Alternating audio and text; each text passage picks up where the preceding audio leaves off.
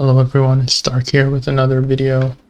In this video we'll be exploring crafting in World of Warcraft versus Final Fantasy XIV. After the mining video, which got a lot of views and it seemed like people were really interested in it, I decided to delve into crafting a little bit as well. We will be focusing on tailoring in World of Warcraft and weaving in Final Fantasy XIV, as they roughly translate to each other, and each game has taken a completely different approach and it's quite interesting. So let's start with World of Warcraft. In World of Warcraft you only need to level up tailoring specific to the expansion that you're playing in, and you don't need to worry about content in the previous expansions. You can still go and learn recipes for those, but it's completely optional, and it won't impede your progress in the new expansion whatsoever. So once you hit level 48 to 50 in World of Warcraft, you get the quest to come to Oribos, which is the main city for Shadowlands. And at that point you come to the trainer, the tailoring trainer, and you can pretty much learn Shadowlands tailoring, and you start from level 0 in your tailoring skills, and it goes all the way to 100. In order to level, you actually build the different armor pieces or the different patterns that you've learned, and some of these patterns give 1 point and some others give 2 to 3 points each time you craft them. The materials that you use for crafting each item are cloths and some other regions which you can actually just buy from a vendor. The cloths drop from mobs, and they are pretty common, and you can find plenty of them on the auction house, which is the same as the marketplace in Final Fantasy XIV. So it's actually possible to level from 0 to 100 in less than 30 minutes if you have the mats. That's what I did on this character, and it's not even that expensive, especially because it's been a few months into the expansion. So some interesting thing about tailors in World of Warcraft, well, the first is that they create pieces of cloth gear, but they also create bags as well, which are used by, everyone uses bags. It's to store items in your inventory. So you start off the game by only having 16 slots to put your items in, but you can actually craft bags so you can increase the number of items you can place in them, whereas in Final Fantasy by default they give you all the inventory space. In World of Warcraft, tailors are the one who actually craft the bags, and so there's always a market for it. Tailors, for endgame content, they can actually create the base items for legendary gear that everyone has to use, whether they want to do endgame PvE or endgame PvP. Everyone will need legendary items, and it's always the crafters which are crafting the base items for these, so there's definitely a place for endgame. I would say crafters play a critical role in the endgame gearing in World of Warcraft, at least in Shadowlands.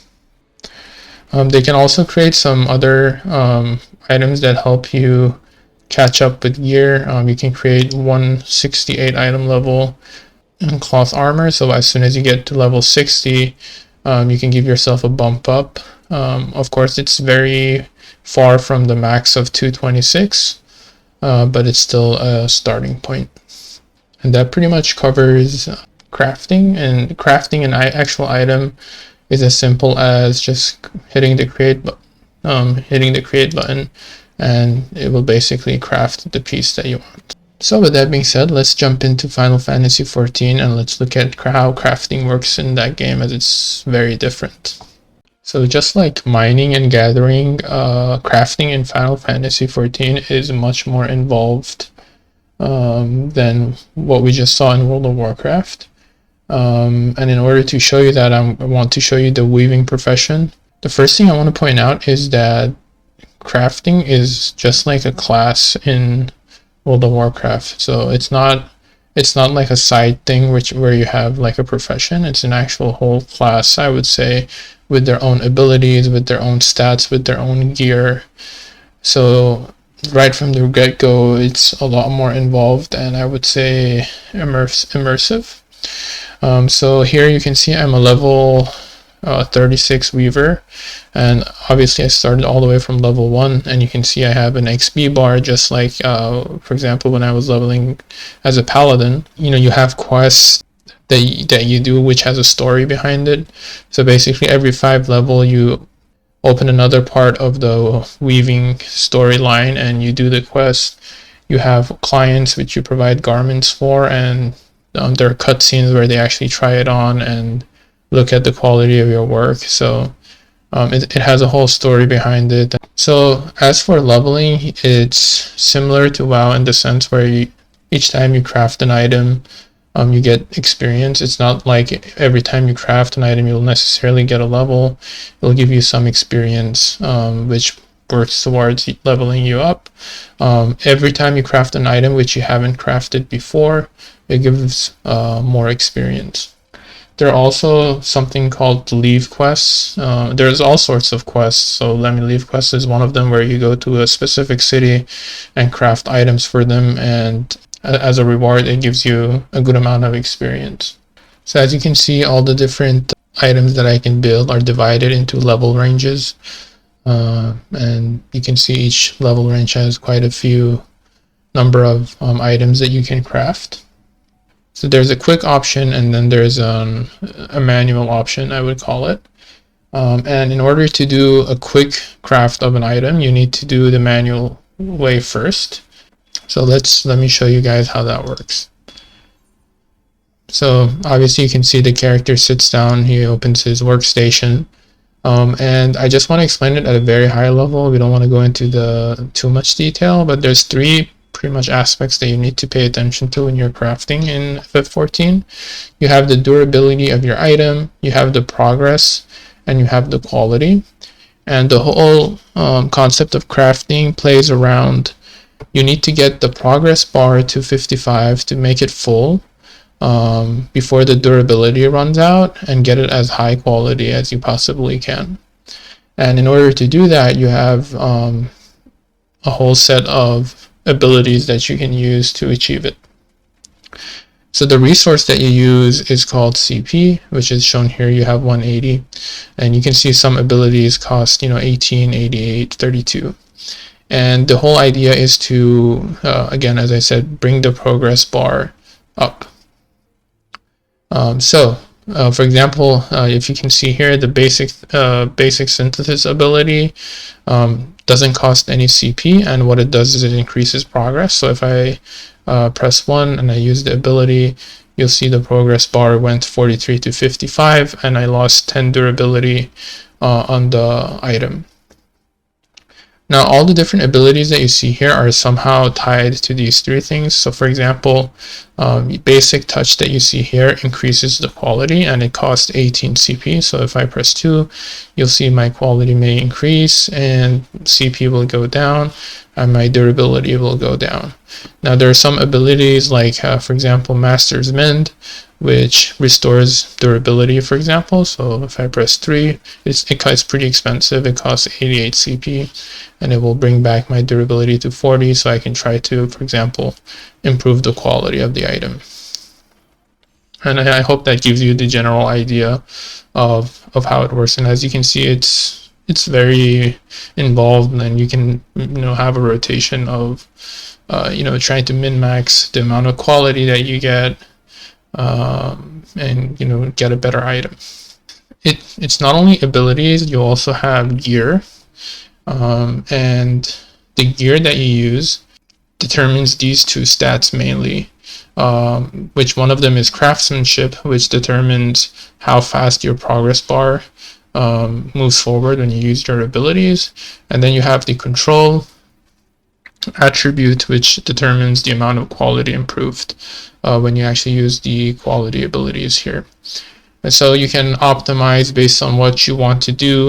You can optimize to have more control, to get more quality out of your crafts, or you can optimize for craftsmanship to be able to progress the progress bar as fast as possible, so you lose less durability. And you have to play with all these things to actually craft items. And you can see how much more involved it is than WoW, where you just click a button and it crafts the piece of gear that you want. As for the material that's used, so let me just finish crafting this by hitting 1 again. Okay. So as for the materials that are used to craft all the different items, it's very diverse. You can see from from plants to leather to ores to rubber. Like there's all sorts of different things, like feathers from actual mobs. So it's very diverse, like a lot of different kind of material that can go into the crafts. And I've been buying a lot of them from the marketplace, which is the same as the auction house, but there are ways to farm them as well. Now, as far as end game crafting goes, I haven't leveled all the way to the end. I'm not sure if I'm going to, but on my paladin, not on my paladin, sorry, too used to World of Warcraft, but as a paladin job, which I'm at level 80, I did buy endgame crafting gear from the marketplace. Now, as we've talked before, the maximum item level is 530, and you can see that crafters can go to 510 from the looks of it. And from what the community has been telling me and the feedback that I've been getting is that crafting gear it can be really good. So for example, you can get craft pieces of gear. As you can see, I have 2 material slots, which are kind of like gem sockets in World of Warcraft. So crafters can craft pieces of gear with like 4 or 5 sockets like this, and it's very good because then you can put whatever stats that you want on the pieces of gear. So it looks like crafting does play a fundamental role in the end game as well. As a conclusion, I want to talk about the 2 different systems. I don't think one of them is better or worse than the other. I think they're 2 very different ways of doing things. I think World of Warcraft approaches it as a side thing, where profession is a side thing, and if you want to, like, your main focus is on, other aspects of the game, and if you want to craft something, you can do it pretty quickly without too much thinking.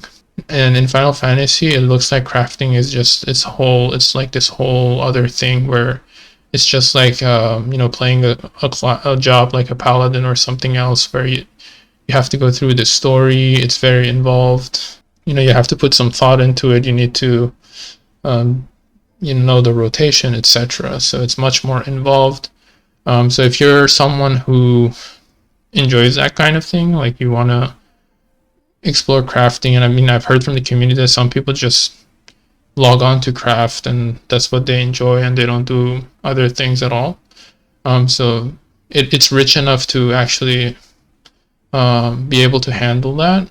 But if you're a player which your main focus is on PvP or your main focus is on PvE and you just want to have this side profession to make some gold and not spend too much time on it or not think about it too much, then I think WoW is the way to go. For me personally, I'm not big on professions. I do use them to make some gold on the side, but I wouldn't want to spend so much time in, for example, crafting or anything like that. So, but I know that's completely subjective. So if you're someone who enjoys that kind of thing, then Final Fantasy XIV definitely has a lot to offer. So with that being said, I hope this video was helpful. Thank you for watching, and I'll see you in the next one. Peace.